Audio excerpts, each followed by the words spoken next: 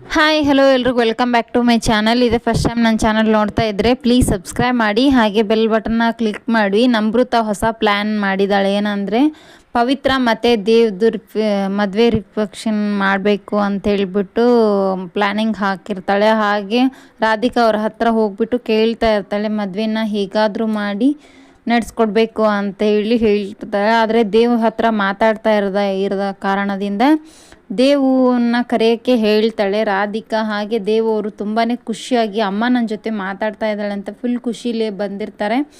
ಆದರೆ ದೇವ್ಗೆ ಶಾಕ್ ಆದಿರುತ್ತೆ. ಏನಪ್ಪ ಅಂದರೆ ಮತ್ತೆ ಮದುವೆ ರಿಫೆಕ್ಷನ್ ನಡೆಸ್ತಾ ಇದ್ದೀವಿ, ಹಾಗಾಗಿ ನೀನು ಒಪ್ಕೊಳ್ಬೇಕು ಅಂತ ಹೇಳ್ತಾಳೆ ರಾಧಿಕಾ.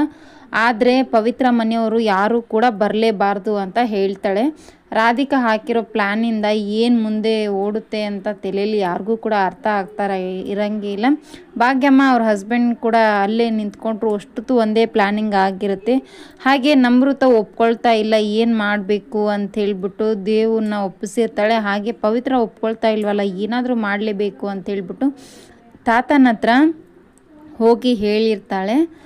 ನೆಕ್ಸ್ಟ್ ಮತ್ತೆ ಅಮ್ಮ ಅದು ಹೇಗಾಗುತ್ತೆ, ನೀನು ಹೀಗೇಗೆ ಅಂದ್ಕೊಂಡು ಅವ್ರ ಮನೇನು ಬರಬಾರ್ದು ಅಂದರೆ ಹೇಗೆ, ನಾ ಹೇಳಿರೋದೇ ಮಾತು, ಇನ್ನೇನು ಬೇರೆ ಯಾರು ಏನು ಯೋಚನೆ ಕೂಡ ಮಾಡಬಾರ್ದು ಅಂತ ಹೇಳಿರ್ತಾಳೆ ರಾಧಿಕಾ. ಅದಕ್ಕೆ ಓಕೆ ಅಂತ ಹೇಳಿ ಬಂದಿರ್ತಾನೆ. ಮತ್ತು ನಮೃತ ಹೇಳ್ತಾ ಇರ್ತಾಳೆ, ತಾತ ನೀ ಹೇಗಾದರೂ ಮಾಡಿ ಪವಿತ್ರನ ಒಪ್ಪಿಸ್ಲೇಬೇಕು, ಯಾಕಂದರೆ ಅವರಿಬ್ಬರು ಚೆನ್ನಾಗಿರಲಿ ಅಂತ ಅನ್ನೋದೇ ನಮ್ಮ ಆಸೆ ಅಂತ ಹೇಳಿರ್ತಾಳೆ. ಆದರೆ ರಾಧಿಕಾ ಹೇಳಿರೋ ಮಾತುಗಳನ್ನ ಎಲ್ಲನೂ ನಡೆಸೋಕ್ಕಾಗುತ್ತಾ ಅಂತ ನೋಡಬೇಕಿದೆ. ಹಾಗೆ ತಾತ ಹೇಗೆ ಒಪ್ಪಿಸ್ತಾನೆ ಪವಿತ್ರನ ಅಂತ ನೋಡೋಣ.